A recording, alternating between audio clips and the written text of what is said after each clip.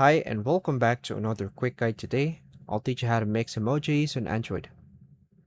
Emoji Kitchen lets you combine emojis into unique mashups directly from a web browser. You can use it on an Android phone without opening a messaging app or keyboard.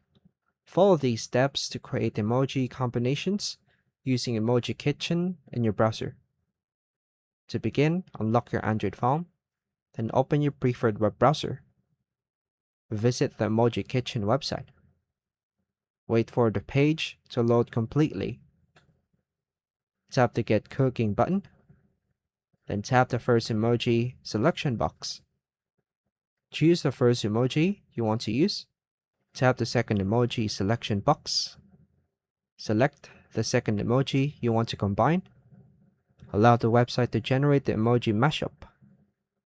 Review the mixed emoji displayed on the screen. Tap the generated emoji to open additional options if available to download, or copy the emoji mashup to your device. Paste or share the mixed emoji in your messages, posts, or documents. Repeat the process with different emoji pairs to create more mashups.